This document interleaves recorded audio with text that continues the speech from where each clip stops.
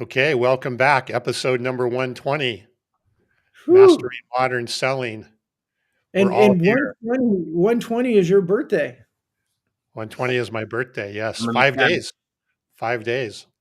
Look at that. My birthday is Martin Luther King Day, Inauguration Day. I mean, it's just, Big all day. kinds of things. Tom's birthday. Look at Tom's that. birthday, right? Yeah, It's a Big day. national holiday. I mean, it's pretty incredible. uh, Big day. anyway, yeah, I'm looking forward to reaching my 30s next week. So, um, Woohoo. yeah. You can identify as whatever you wish, Tom. There's a fine line between optimism and delusion. So, Oh all right, man. all Let's right, get on with it. all right. So, hey, Brandon, what are we talking about today? We're talking about leveling up on LinkedIn. Yeah, you know what? I've heard and I'm curious what you guys hear. We've been all busy. We haven't really talked as much lately, but yeah, I think coming into 2025, I think at the end of 2024, heard a lot of like, hey, we want to take LinkedIn more serious next year. We need to level up. We need to figure out LinkedIn. Um, just a lot of those conversations. So it made sense for the three of us to talk about, what does it mean? And I think getting more practical, tactical. Carson, I know you have a playbook that you follow. We have a playbook that we follow for ourselves and for our customers. And we tweaked our playbook a little bit last quarter. My pipeline is better and stronger than it's been in the last 18 months. And so turning this LinkedIn thing into more relational, more humanity, but focused on outreach and focused on prospecting. And Carson, I know you do that extremely well. But I think it's hard for a lot of people to connect that of, hey, this is like networking. It's just like a live event, getting to know people, doing that chit chat type of stuff before you get into business in a live setting. I think a lot of times people just skip that chit chat part, that getting to know you, and that's really where people start to make a decision. Do they get to know the person, get to like the person, feel like there's some trust, there's a little bit of value there. A lot of people tend with LinkedIn automation just go straight for the here's what we do, here's what we can add, here's my calendar link. And I think that, Carson, you do such a great job with the humanity piece, with all the content you create. I think I do a pretty good job with that, such that when we do reach out to people and say, hey, would you be interested? A lot of times it's, oh yeah, I feel like I already know you from your LinkedIn content. And the consistency with that, but then more strategic processes behind the scenes to create those opportunities or ask for those conversations. There goes Tom. So we were talking beforehand, everybody. Tom is in Southern California with all the fires and the winds, and his power seems to be going on and off all day. So I think Tom's going to be making surprise visits here and there throughout the day. But Carson, welcome. How Yeah, you no, doing? Brandon, good to see you. My heart's out to everybody on the West Coast, and I've got a lot of friends that are being impacted. And you said it well, Brandon. It's a new year, and I just recently did a separate show on what are we coming into here in 2025. And honestly, a lot of the 2025 predictions are very similar to last year's predictions. We're going to continue to see Mhm. more and more AI, which means there's going to be more and more around automation, and it's all about standing out from the crowd and standing out from the noise. So leveling up and mastery, these should really be the mantras of the modern seller. How can we get really focused and polished and crisp, around how we're leveraging what is in essence a 24/7 coffee shop. At any point in Right. time, you can walk in and, engage with people in different ways that you're comfortable with, whether it's video or, whether it's sharing your experiences. I've had a lot of, actually, what's ironic is over the holidays, I made an intentional decision over the holidays not to create new content because I was so busy, and actually shared some greatest hits from all of 2024. My impressions quadrupled like Wow. week to week during that time because I was repurposing some previously used content that had gotten a lot of impressions. And I always create with a goal of just starting conversation and starting Right. dialogue. to your point, creating a brand where there's awareness. I get a lot of outreach from colleagues, but also when I talk to customers where they feel like they already know me, like you said. And so I Mhm. think fascinating is, arriving at the different mediums and arriving at the different mechanisms by which you feel comfortable engaging, being willing to try new things, but know that right now it's really all about what's the unique value proposition that you have. What are your unique powers, superpowers and strengths and passions that can amplify everybody around you? And then how can you leverage LinkedIn to uniquely connect, whether it's through posts, comments, groups, all of the different elements Right, that shows. it shows. Yeah. Well, let's jump in with Andrew and Randall and Josh and Butch. I'll join in. Thank you guys for joining. I really want to invite everybody today, too, especially. I mean, every episode, but especially today, you have specific questions or comments or things that are working well for you, please put them in the comments and let us, bring them up on screen and make that a big part of the conversation. Tom, welcome back. We'll Yeah, sorry, power went out again, so I'm now connected to my phone hotspot. Hopefully, we stay. I was going to say, if anything, I mean, this is Yeah, this is real life. I mean, it kind of teaches you, if sales teaches you anything, it's how to be adaptable and how to pivot, especially in uncertain circumstances. So here we are living it. Yeah, absolutely. so And our power. Tom, you're cutting in and out, buddy. Um, I was just going to say, for everybody, can you hear me now? Is it no? yeah, we got you. Okay, I was just going to say one thing, and our power has been going in and out for the last 5, 6 days. Because we're not in the fire zone, but we're in the wind zone, and um, I have extension cords running all throughout the house and different things to plug into, and all that kind of stuff. It's pretty sad, actually, Carson. It's like 5 or 6 days. So you have to, keep life going. Even you realize how you rely on when it's not there. So, um, all right, I keep cutting it, so I'm going to go back to Brandon. Tom, you're very robotic. That is AI, Tom, that we're That is presenting. Okay. So AI. Tom. sounded a little bit like the Peanuts parents, if you will. But Mhm. no, I think the gist of it is Tom's right. I mean, we rely on these mechanisms having power, having technology, and sometimes we've got to get creative to make sure that we're still connecting.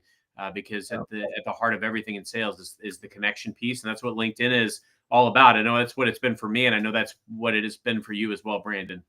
Yeah, I totally. And Carson, let's start for both of us. You mentioned at the beginning that LinkedIn is like a coffee shop. I use the terminology that LinkedIn's like a 24/7 conference. Mm. Uh, Everybody's walking around with a name tag, so you know their name, you know their title, you know the company they're from, and just like in a live event, like I had somebody comment on one of my posts today about. She said, when I'm engaged with somebody on LinkedIn, I imagine I'm standing next to them in line at a coffee shop, and I'm looking for ways to start conversation and create that. And we do that all the time in real life. We look if they have a logo like a college logo, maybe we use that as an opener. They have cool shoes or cool glasses, you're like, hey, cool glasses, those are neat. And we look for ways to start conversation. Yes, there is a strategy in our mind, like, hey, this could be a good customer, but we don't go right in their face and start talking business. We start looking for ways to create a little bit of rapport, a little bit of that. I mean, I think the power of the chit chat, the strategy of chit chat is so important in real life. What does that look like in LinkedIn? So when you say LinkedIn is like a coffee shop, what does that mean for you, and how do you activate that? Like, what activities do you do that are analogous to being in the coffee shop and Yeah. starting conversations with strangers? I love it, Brandon. And Mike, thank you for your support of The Show Must Go On. Woo-hoo. The Look, when I think about LinkedIn, and I think a lot of times we put pressure on ourselves, right? When I think about conversations that I have about people that are like, man, I know I should improve my LinkedIn game. I really need to up level there. I really need to go out there more. I've been meaning to post out there. I've been planning series of posts. It's like, first off, just do it. The other element, it's like we put so much pressure on ourselves to get it perfect, and it's progress over perfect. I've done like far from perfect from a LinkedIn perspective, but it's been advantageous for me because I go out and I'm intentional in my strategy. If you followed me on LinkedIn, you probably think I'm out there all the time, and I'm not. I have about 3 times per day that I intentionally go out there and I try to check as many messages as I can. I have my folks that I'm following where I've rung the bell and I try to make some intentional comments. And then I also try to post something meaningful. Could be experience based, could be a video, could be an article, could be a blog. A lot of times, and we've talked about that on this show, you post a picture. We're all always trying to figure out the LinkedIn algorithm. You post a picture and you post something that sounds relatively provocative, people will engage. But when you think about it as kind of the coffee shop analogy, it's really all about, okay, what's my goal? Like, what's my outcome? What am I trying to leverage LinkedIn for?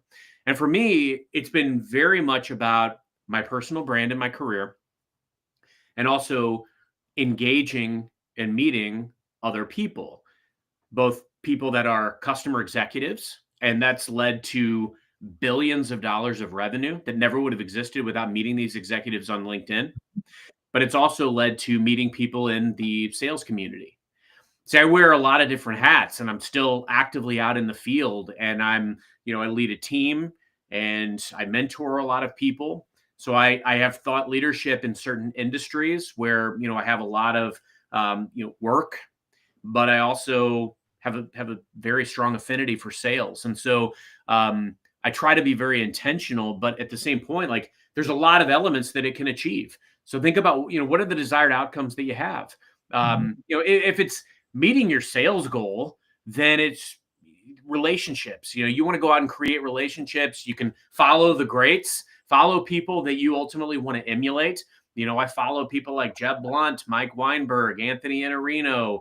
I get notified every single time they post because I've rung the bell, and I can, take in those concepts, listen to those podcasts, read those recommended books. Furthermore, I work a lot in the nonprofit and the healthcare space from a leadership and a sales perspective. So, staying in tune with those trends, joining those groups, you can kind of cultivate what your coffee shop looks like. You get to decide, am I going to hang out over by the pastries?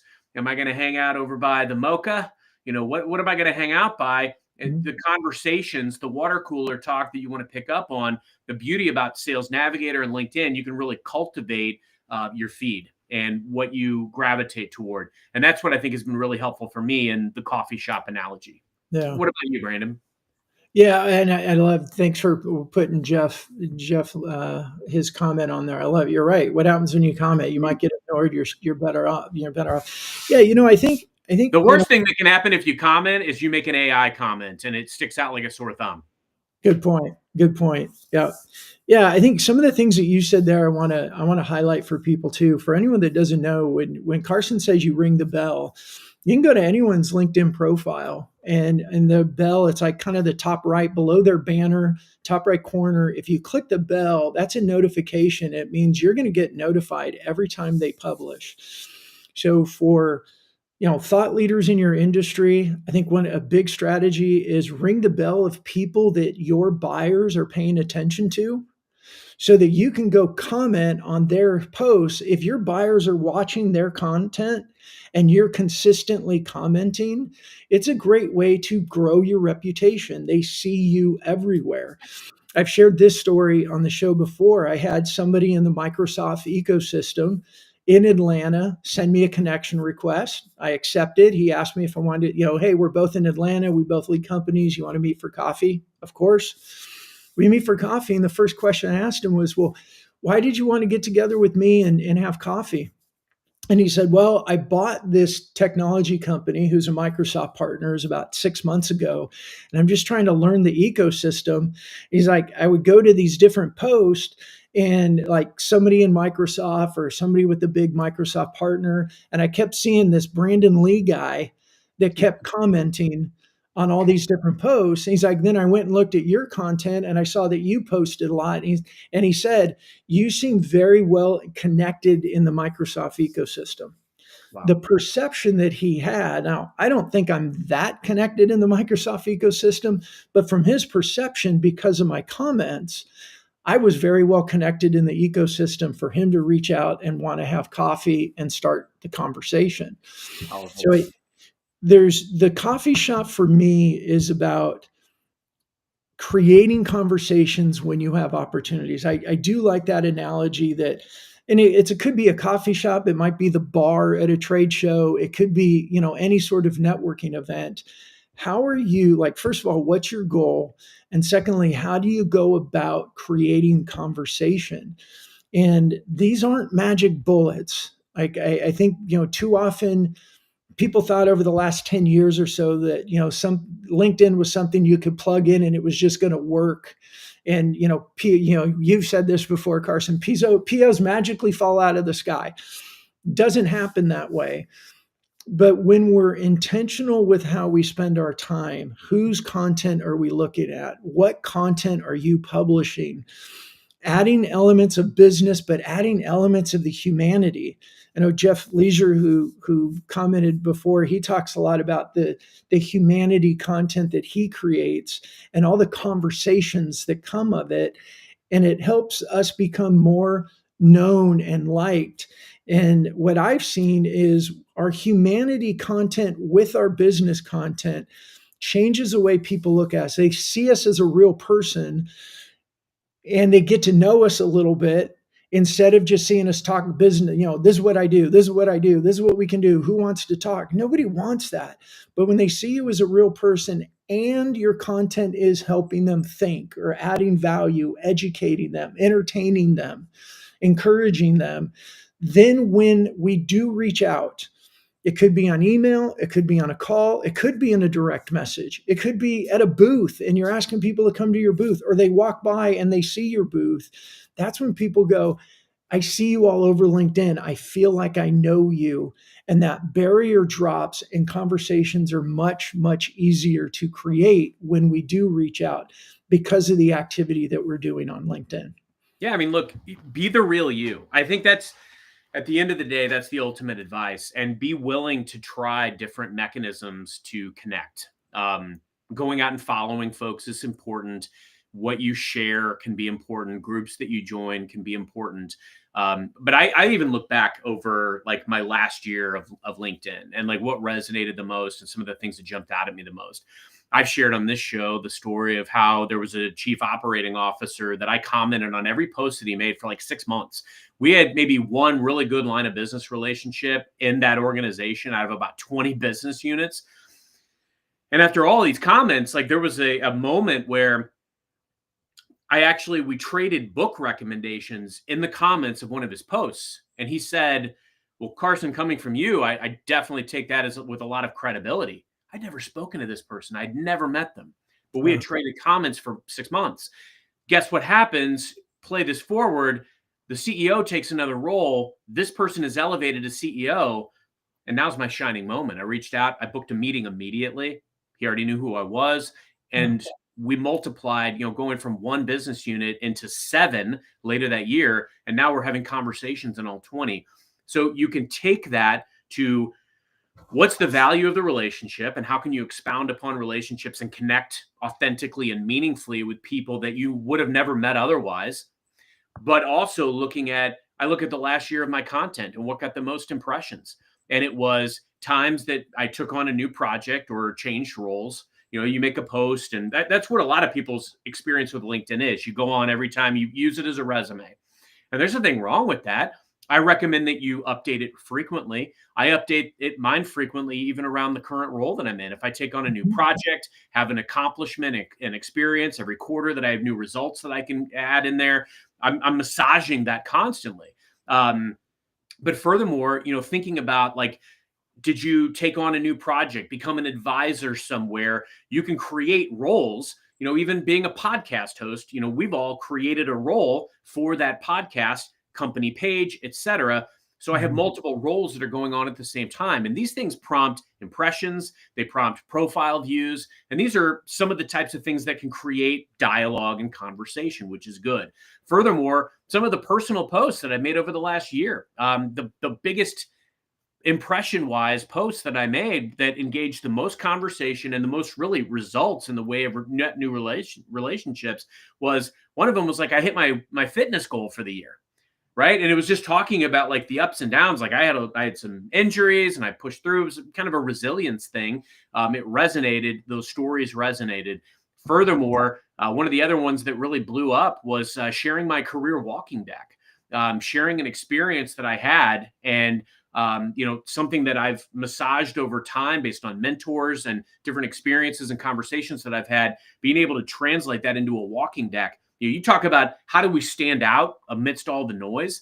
If you're going for a job or you're even just having an informational with a new potential hiring manager, you're looking to de-risk their decision. And you've got a very limited window of time to really leave an impression and make that good first impression. I like to send a walking deck as an appetizer.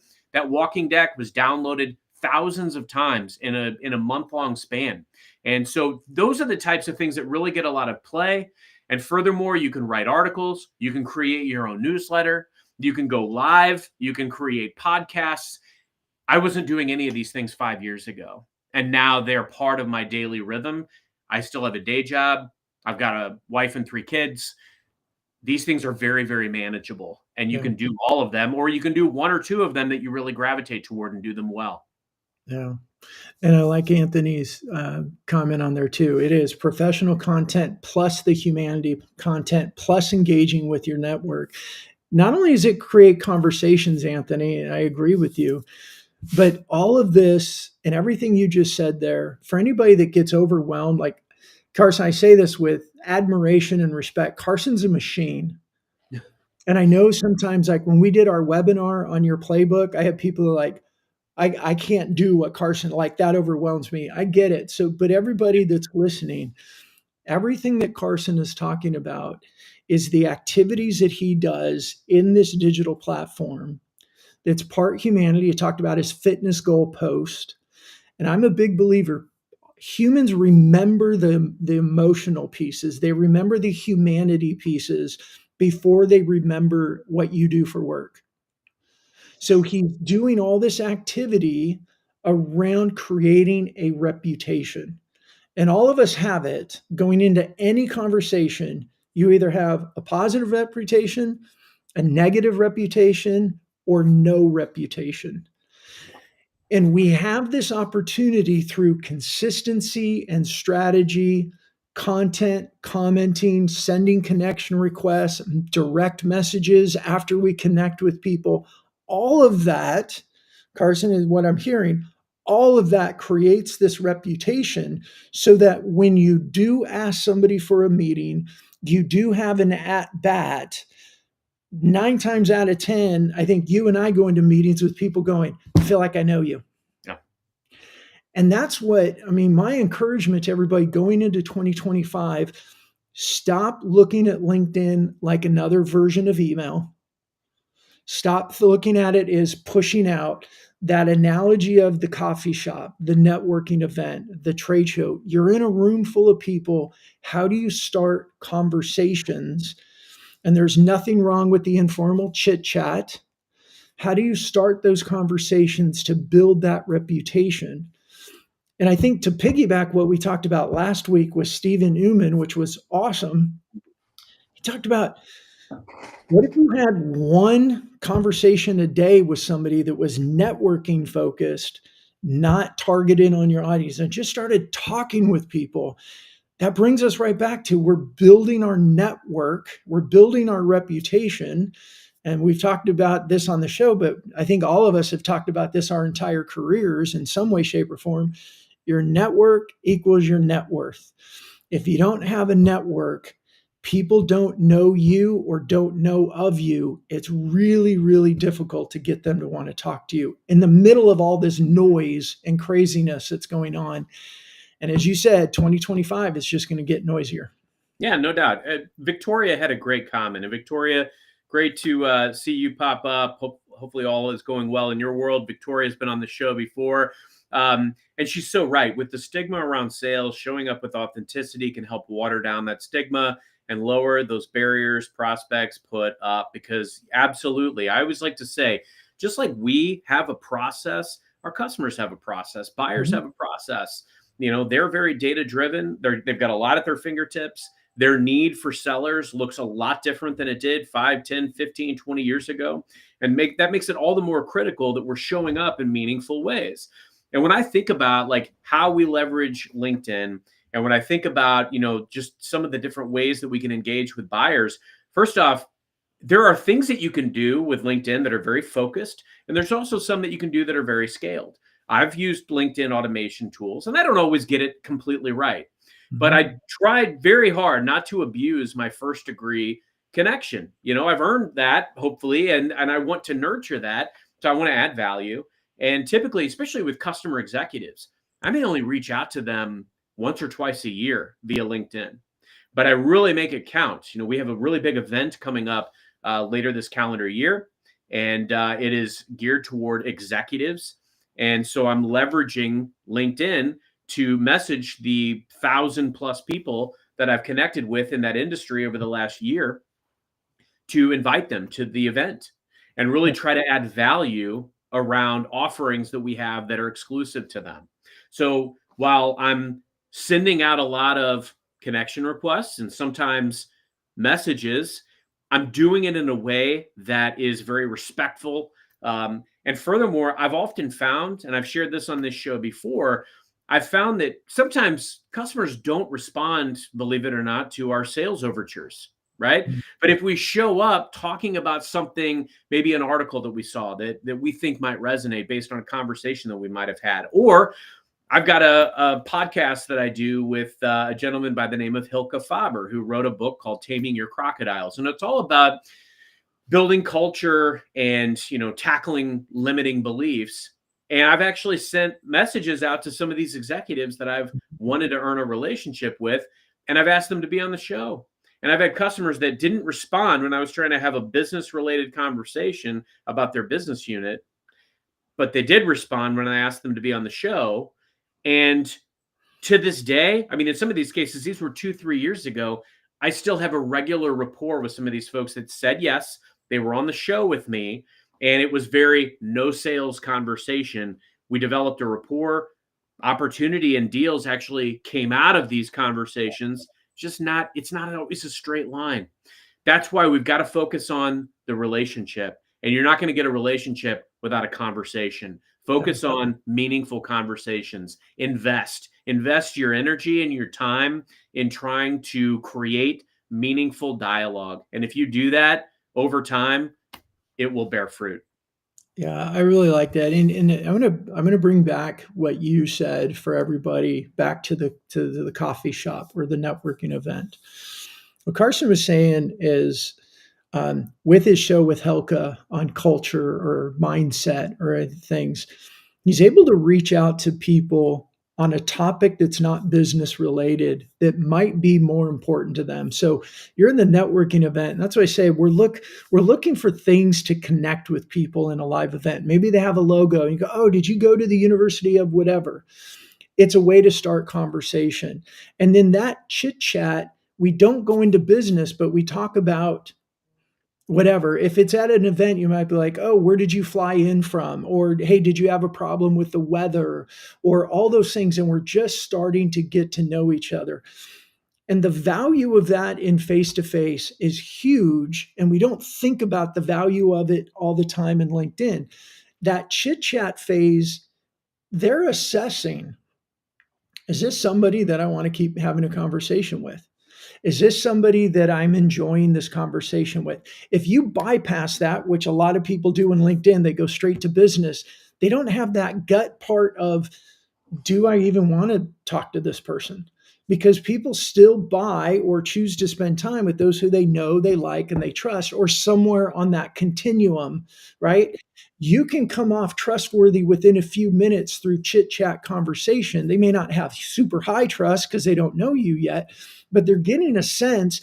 And then when you lead the conversation to something like, well, tell me what you do for work, and they ask you what you do for work, if the chit chat part went well and there was some rapport there, and there's something business wise that could be done, it's much more likely to go, gosh, let's keep this conversation going. I'm really curious what you guys do. That's what it looks like offline. And what Carson was just explaining is how he establishes or creates that in an online world through his content, his humanity content. I hit my fitness goal. I didn't think I was going to make it, or I missed my fitness goal because of whatever. Like, these are real topics that other people resonate with, even if they're not ready to buy, but it gives them that, like, hey, I like this guy. Like, oh, and then they remember us because we're different than all the just business conversations, which they tend to tune out. We all tend to tune it out, right? Because none of us like to be sold.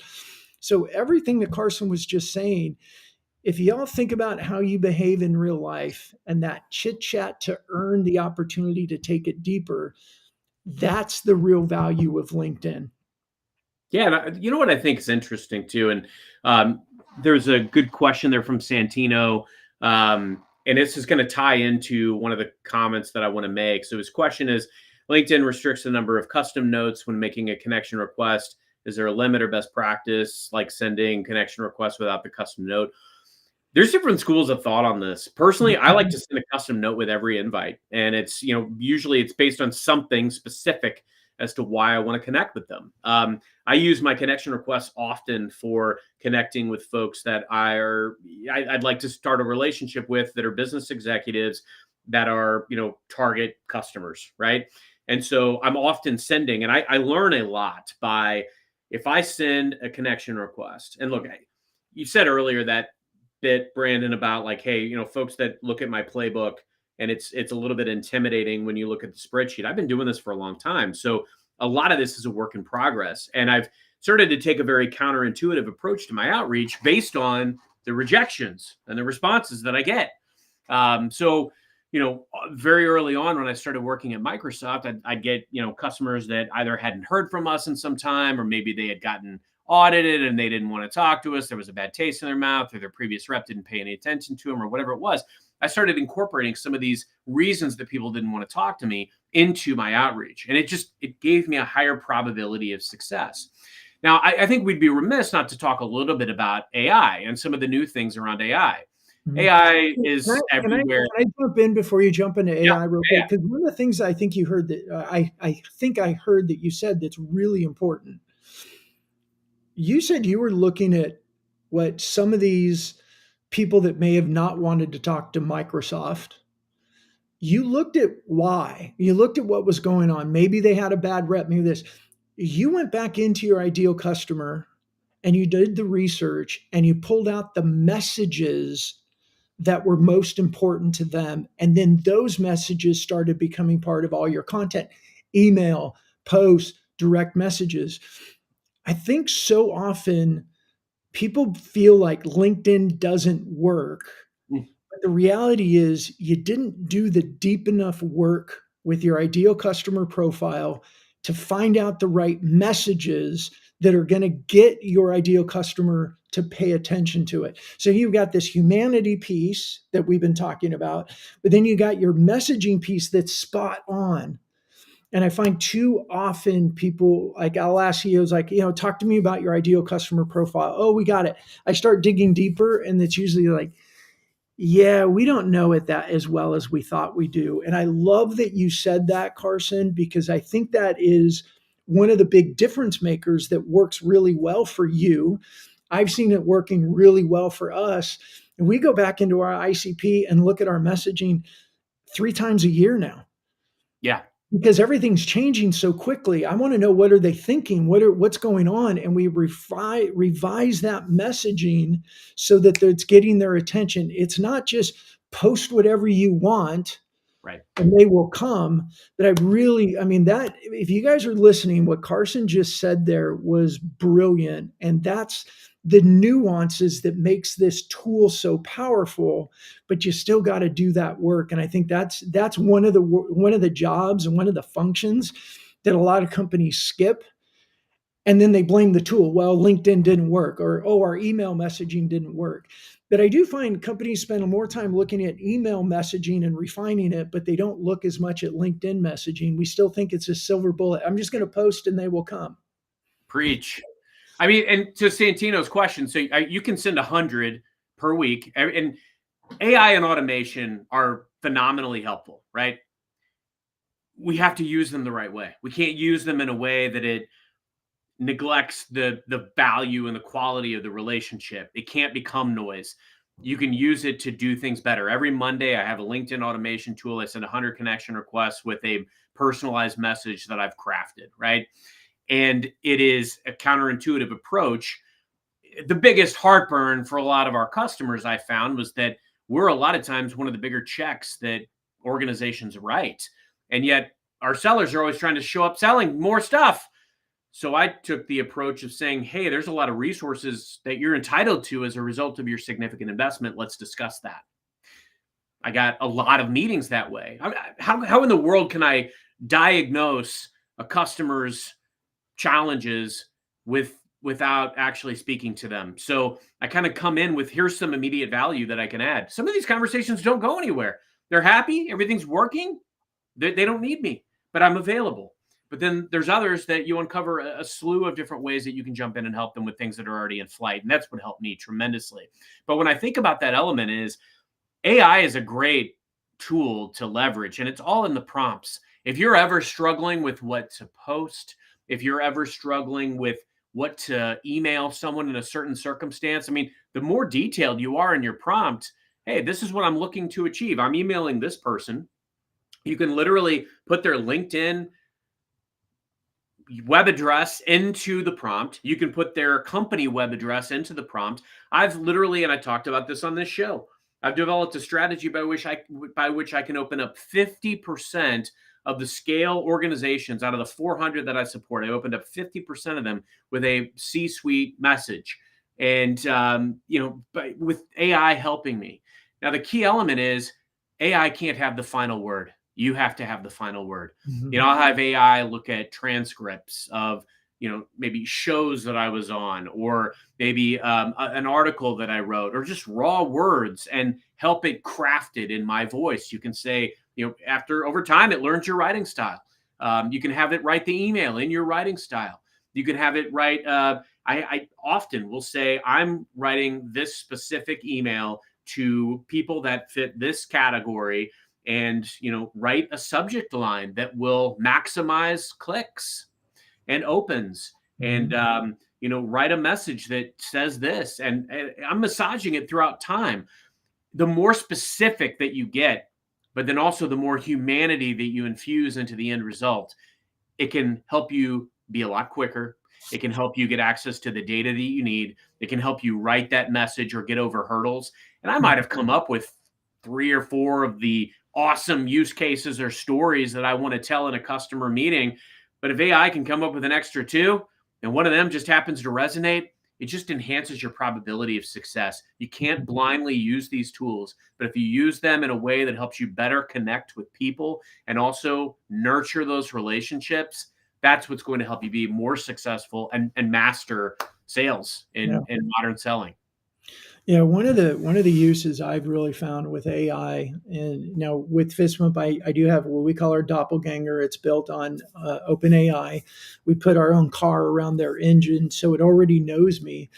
But one of the things that I found it really works well. There we go.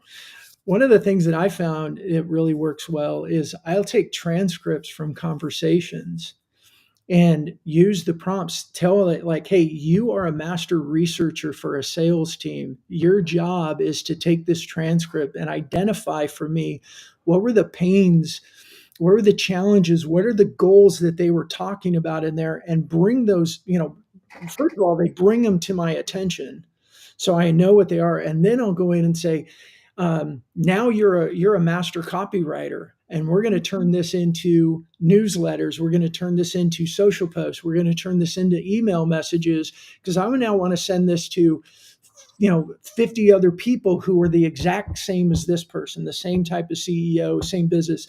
And it helps me now create that. Yes, I did that before, but it took me hours. Yeah. And I wouldn't do it with every conversation, because I could do one maybe a month because it took so much time. But now I can do this with lots of conversations.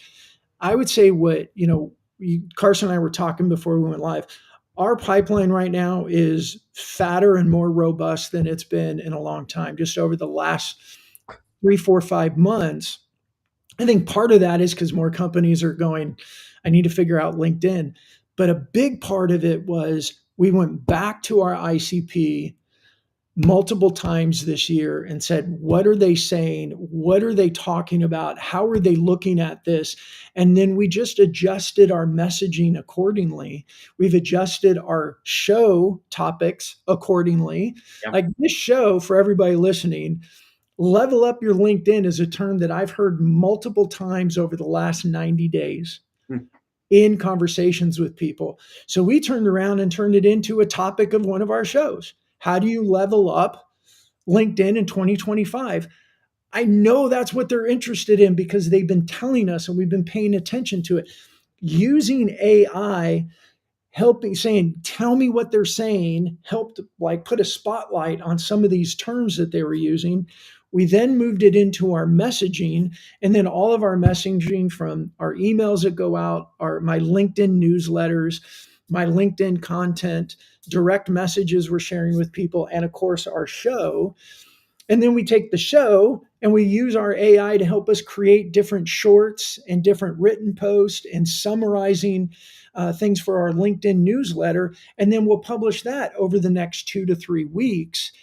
And we'll share it directly with LinkedIn direct messaging with our top 100 prospect accounts. So we're getting that in front of them. So what I want people to see is that LinkedIn is this powerful tool, but it doesn't mean you show up and you just do a few things and you wait for it to happen. It's still sales. It's still it takes hard work, it takes focus, and it takes some creativity. But the key thing is, for me, always going back, what are my customers saying? What do they need? What are they thinking? How are they talking about this? And from that foundation around the messaging, then our content has a lot more power. And I do want to address something too. Victoria said earlier about, I saw the word authenticity show up a couple of times.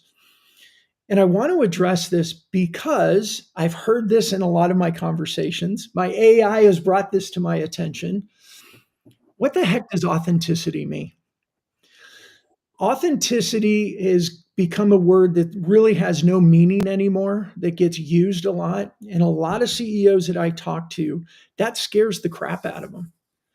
And here's what I believe authenticity should mean for us. In our content, so imagine you're at a dinner, a couple of colleagues and maybe 4 or 5 customers, and you're having dinner, lunch, whatever. First of all, how much of that conversation is business and how much of that is more what we would call personal? 80% is personal, 90% is personal, 95% is personal. We do that because that's how we connect with people. But in that environment, we're not authentic. We don't go full open Komodo and talk about all of our warts and everything in our life. No, even if you haven't thought through a strategy, everybody has some sort of a strategy of these topics about my personal life I'm willing to talk about in a business environment. Embrace those and talk about those. And you can be authentic within it, but it doesn't mean you share everything. And I think when a lot of people hear authenticity, it scares them because they think, oh my gosh, I got to go say all these things. No, none of us need to do that. Yes, there are some people on different social channels that blurt out everything that's going on. Let them, right? Let them. But if that's not your style, don't feel pressured. That's not authentic for you. Strategize these topics I'm good talking about. I'm happy to share with anybody my strategy and how I do it, if you're interested. But don't let that word authentic scare you. Carson, what would you add to that? Because I know you do a good job of that too. You talk about your family, you talk about your fitness, you talk about your goals, but you don't go full open Komodo and let everybody into your house and see all the dirt and everything else like we all have. Well, there is no dirt here, but no, I'm kidding. Oh, You know what's fascinating, my Brandon, on that mistake. talk track is, when I think about that, and another post that I made last year that got a lot of traction was one where I'm like looking in the mirror and I'm not smiling and I'm just like wiped out in the morning. And I'm like, this is the me that in the morning that nobody else sees. Because this is the me that, I've got to psych myself up in the morning before I jump on calls. And, often we are a different version of ourselves in this medium than we are the second we walk out that door or we make the commute home and we're exhausted from, another day at work. That was actually the epitome, the gist, the impetus for why I wrote The Show Must Go On, because, look, I've been doing this for a long time. We have to conjure up this ability sometimes to bring our best self every day, though we continue to get knocked down. And, why do we gravitate toward all these feel good resilience stories? Because that's what life is. I mean, there's so many challenges. I mean, even just to get a deal done, sometimes it goes through so many different hurdles. You're on the 1 yard line and you get yet another devastating blow. You think you've got this thing in the bag and they end up going with the competition anyway. Some of my most, I would say, engaged with stories are ones that I'm able to talk about the losses and the stuff that isn't like, hey, look at me, I'm winning. People don't necessarily gravitate or resonate with that as much. They resonate with the learning and the experiences, and we all have them. Even if you're just starting out in your career, you're having experiences. Your story matters, and your story will resonate with someone out there who's going through something similar. And I think that's what you want to embrace. You don't have to tell everybody about like the fact that if I walk out there, my bathroom probably has my kid's toothpaste from this morning all over the freaking wall. Like it's not, I don't have to be that authentic, right? But being able to showcase a little bit of the humanity, I realized long ago that the biggest value that I could bring to my team was that I did their role for a considerable amount of time. I had that credibility and that ability to walk in and share those experiences with them. And there's so many of you all that are out there right now that are having an impact, right? What I think LinkedIn enables and other tools enable, but LinkedIn specifically, it can amplify or multiply the impact that you have. Instead of telling your stories to your team or your colleagues, you can tell the world. And because of LinkedIn, I've been given the opportunity to train sales and sales leadership and social selling in 11 countries. I met Brandon and Tom and started becoming part of this podcast. I've written multiple books because of the experiences that I've had. Got the opportunity to present to my CEO. I became known as the #1 social seller in all of tech. None of that exists without LinkedIn. So think about how you can amplify, multiply your message, your impact. All of those things matter. And being authentic for me means showing enough of yourself that you don't come across as fake. Like I put it all out there. I put it all I leave it on the field and I have no regrets, and I don't get it all right all the time either. I've made mistakes. I've sent automated messages that probably ticked people off and prompted them to unfollow me. But, likely I've never tried to sell anything on LinkedIn because I don't need to. I don't want to. I genuinely use it to try to connect, and I am my true self out there every day. Yeah, I love it. I think thanks for that, Carson. And I think, yeah, Victoria, let's do it. We're long overdue for a strategic brainstorming session. And let me I want to talk about automation before we wrap up. And I want to end with a couple practical tips for everybody as well. But I'm going to just take a moment. Victoria and I met on LinkedIn. We started engaging, and I don't remember. I think maybe she found our show, and then we connected. We've engaged. We've had Zoom and Teams meetings together. I think She interviewed me for one of her projects or something at school. But then she also brought me in when she was an intern in her last year of school, she brought me into the company and introduced me to her boss and gave us an opportunity. It Wow. didn't become a deal, but it became, and it was just through this relationship building on LinkedIn. And now we're going to have another brainstorming session. And who knows? I know Victoria's now landed in her full-time job after school, and she's crushing it and doing well in sales and learning a She can lot. teach us. Right. What's that? She can teach us. She's Yeah, out there that's living it and exactly. doing it and Well, and breathing that's it. why we had her as a guest, right? Yeah. Just talk about like her journey. So, Victoria, thank you for that. But Carson, let's transition into automation. And for everybody who knows me, I have been mostly anti-automation for a while because I started using automation in like 2015, 2016. I got my LinkedIn account suspended, kind of scared me into like, oh, wait a minute. And those were a bit wild west days of automation. Yeah. But since then, what I've learned is it's not so much the automation, it's the content you use and the strategies you use in the automation. Most people use automation poorly because they try to go the lazy route or the easy button route and just say, hey, here's what we do. We're awesome at this. Here's my calendar link, book a meeting. And because all the automation that I've been getting, I'm like, I'm not touching this. But Carson, I've come around. Like, and I know you shared with me last year too about some of the times automation has sent the wrong, messages to people that probably shouldn't have messaged and they get upset, or some people go, no big deal. Like your automation sent me a message one time and I replied like, oops, automation failure, but who cares? I get it. Right. Some people will get it. Some people might be a little bit perturbed or maybe unfollow you. That's okay. But I do think if we are doing the things that we talked about this whole episode, we're creating content, we're adding value, we're commenting on other people. Our content we're creating is really geared towards our best customers, and the messages are relevant and people get value out of it. We can use automation to save us time and to do things wider, faster. So I've moved over. It's been the last several months. I haven't talked about it yet, but I've moved over, and I'm Full loving it. circle. I'm back around, but it does. You've got to be careful with some things. Yeah. You don't want to get suspended. And I believe too, for a long time, I believed, the T's and C's are pretty clear. I believe LinkedIn, and maybe someone can correct me. LinkedIn says a lot of things about we'll do this and we'll do that.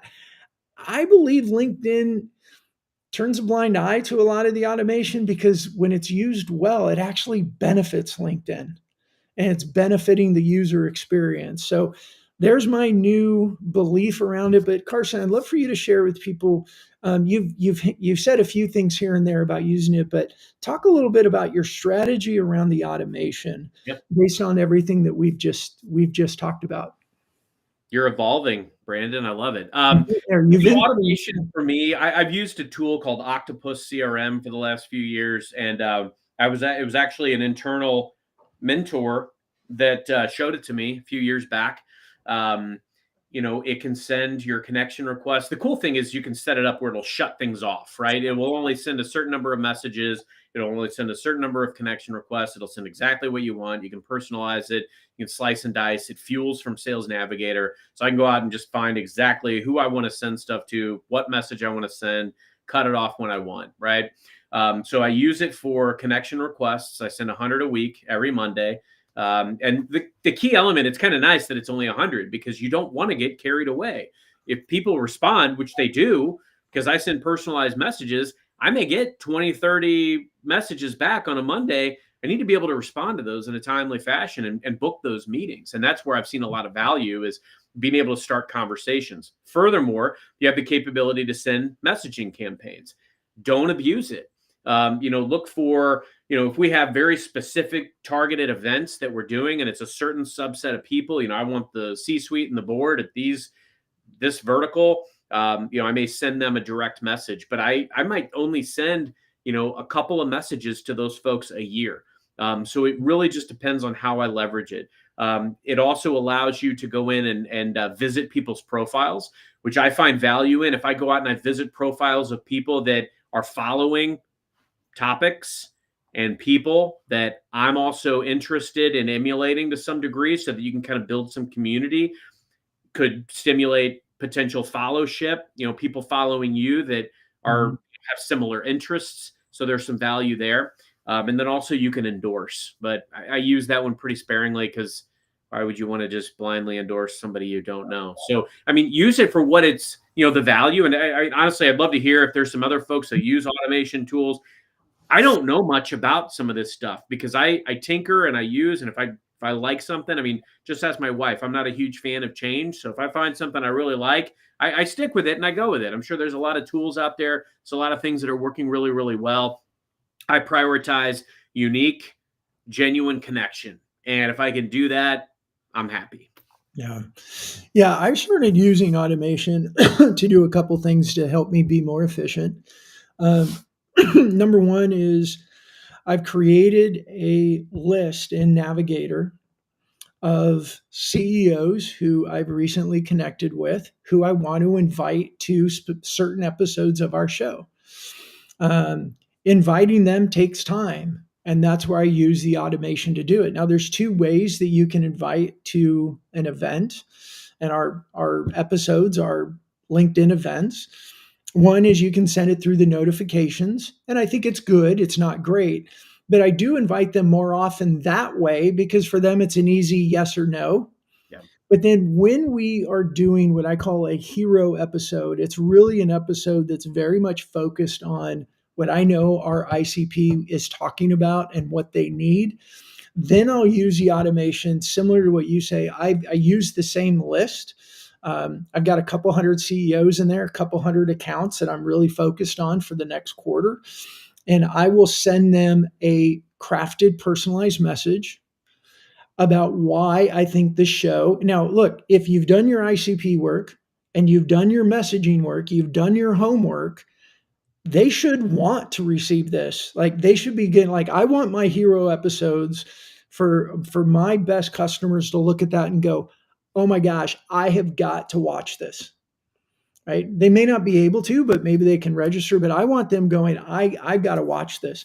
So I use the automation to send that out to them with a personalized message.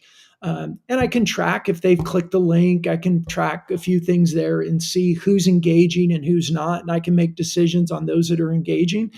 I go look at their company content and then maybe comment on it if I can do it real. I hate the word authentic, but if I can comment on something naturally, not try to force a comment just to go, I'm here, right? It's like you see people talking over here and you want to be a part of it and you just plop in with some random thing and they look at you like moron. Like, that doesn't do you any good. And random acts of comments just to go, I'm here, don't improve your reputation.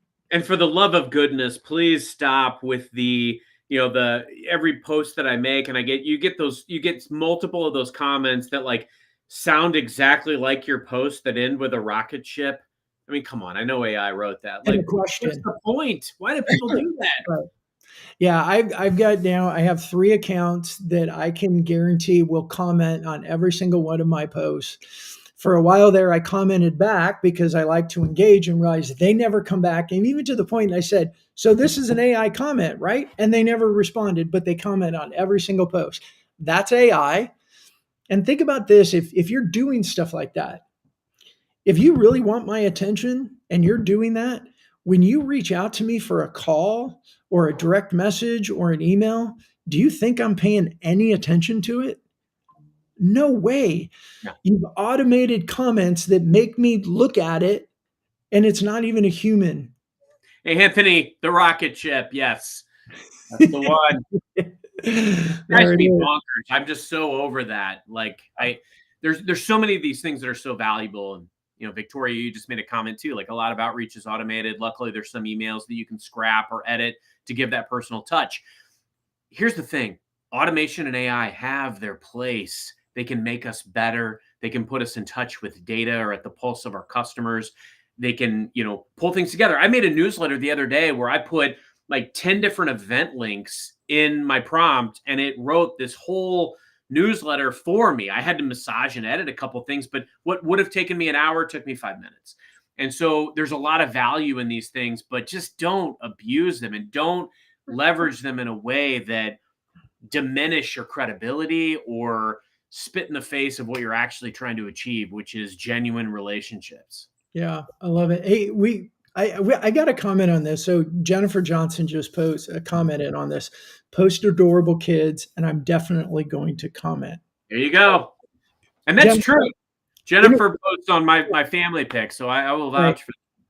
So let's unpack that. And Jennifer, please, comment in, chime in, and tell us the why. But I will say that resonates with Jennifer as the human that she is. I know through messages with her, she's a mom. I have 5 kids. I love talking about my kids as well. But because it resonates with her human, she's going to pay attention to it. And if somebody else is talking about their kids, Jennifer's going to remember them. They'll remember Jennifer. And we stay top of mind. We rise above the noise because the humanity piece is really where people are going to connect more and remember more about other people than just the business piece. I'm curious what Jennifer's reason is behind that, but Carson, speak a little bit to that again on the humanity piece, because I think it's one, especially with CEOs and sales leaders, like, oh, I don't, Facebook is Facebook and LinkedIn is LinkedIn, and the two shall not. You know what? We've always brought our humanity into business relationships. That's why we go to lunch, we go to dinner, we go have a drink, we go to the ball game, we go golfing, whatever social event it might be. And when we're in those events, we don't talk 100% about business. In fact, we generally talk 10% or less about business because it's about connecting with people. Yeah, I mean, look, there are images that I would say people share on their Facebook that don't belong on LinkedIn. Yes, that is true. But on the same token, there's nothing wrong with sharing on LinkedIn pictures of family and stories about, I actually have multiple people that I follow that post things about, like, there's a gentleman, Justin Clark, and he'll post pictures of family, but he'll tell, like, he'll almost wrap it into like an analogy to business. Yeah. And I love stuff like that because we can relate to that. Yeah. How many life lessons and career lessons do we get on the other side of this wall when we go out with our family and we're trying to, teach kids, or we're grappling with the hurdles of life? I mean, all of these things play in the career and the business world, and those things resonate because they're real and they're genuine. And when people can see that side of you, the walls come down. Like Victoria said earlier, I can't say it better, so I'm not going to try. It brings down some of those walls when people can see, like, you actually being real out there and talking about real issues. Plus, I like posting my family's pictures because they're a lot prettier than I am, and so people resonate with that. So. And we're proud of them, and we're proud of that part of our family. Like, exactly. I mean, I posted today my immunity drink recipe because, well, number one, I think from a business perspective, if we're sick, we're not at our best. And we're in that time of the flu and bug, and my daughter was coming home with a sniffly nose and all the school stuff, and my immunity drink helps me stay the best I can at business. I think it's a great. If I was at lunch talking with people and they said something about, oh yeah, all the kids are coming home sick, I would go, oh, I got this immunity drink that served me well. I haven't had a cold or flu in like 5 years since. Now, is that going to be your next, like, fist bump branded product? Immunity drink? I might have to get there. But I put that in LinkedIn. I think it's totally relevant. And my post brought it back to business. Like, we can't be on our A game for business, serving our team, serving our clients, and being our best if we're achy and we have a cold and we have a flu and we're not our best. This is what I do to make sure I don't get sick so I can always be on my A game. It's great content. It's real. People can relate to it. And the comments have been abundant. And some people have shared with me their own recipes, like all these things. And we've got this community of conversation around it. If I reached out to anyone that's commented on my post around that and said, hey, thanks for commenting, you want to have a chat, I bet most of them would do it. And if any of those are if you've done it and you're one of my ideal customers, you may hear from me, because going all the way back to the beginning of what we were talking about, Carson, we use LinkedIn to create conversations. And I would throw out there, be provocative and try to be a catalyst for conversation, because that's really what it's all about. LinkedIn isn't a, hey, look at me. It's, hey, this is my experience. I'd love to learn from others that have had similar experiences or have had experiences that I want to have. Those are the types of things. If you go at it with the attempt to create dialogue and conversation meaningfully with other people, you'll be pleasantly surprised. Yeah. And if, you want a little hack, if you will, to it, think about, what are you thinking? What are you observing? And what are you feeling in your industry, with customers, with your team, anything like that? Those are your observations. And that makes great content, because it's easy for other people to join in and go, you know what? I've thought the same thing, or I don't think that's really what's happening, or I've noticed this. It creates an opportunity. And then if we're the center of conversation, we're remembered. I got totally distracted. Anthony, I like it. If I ever start an immunity drink, that is what it's called, the Belixir. Amazing. Brandon's magic elixir. I love it. I love it. I know I had someone tell me the other day, they're like, Brandon, you missed your calling, man. You should have gone into branding, and you could have been Brandon on branding. I'm like, yeah, I probably missed that one. Life ain't over. Maybe That's that'll true. be his next venture. Hey, it's all about personal brand now. So maybe we bring that in, Brandon on personal branding. So, all right, Carson, I hope everybody got something out of this, because I got a lot. And I can say from a lot of the conversations that I've been having over the last, quarter to 6 months, CEOs and sales leaders are looking at LinkedIn going, we know we need to get better at this, but we're not sure what to do. And often what they believe is LinkedIn activity, they'll talk about, I get 4 or 5 messages a day pitching me their crap.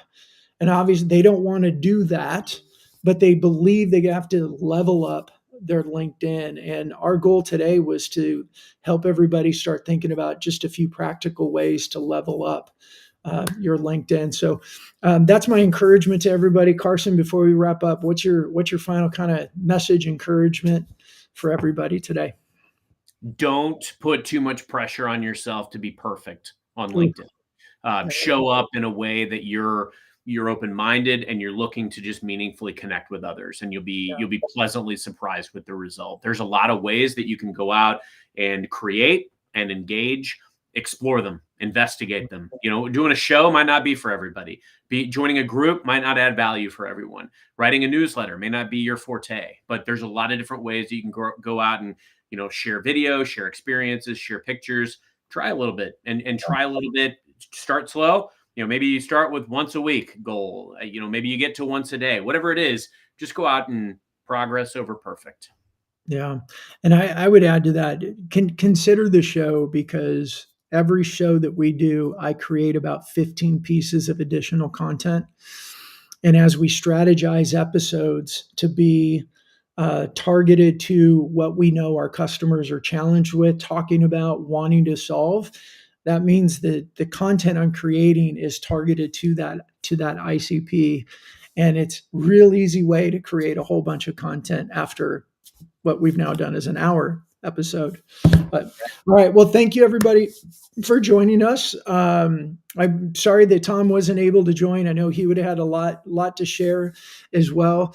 Gosh, everybody, there's so many of you that I don't want to leave anyone out. Thank you for commenting. And everybody on the podcast, if you enjoy this, you like it, please, we would appreciate a review. If you know people that would like it, snap a picture of it, text it to them and say, go check these guys out. The hosts are total dorks, but they say some good stuff. Whatever it was, we would, however you want to share it, we'd really appreciate it. So Carson, wrap us up. Thank you, everyone. Great commentary today. Brandon, always a pleasure, my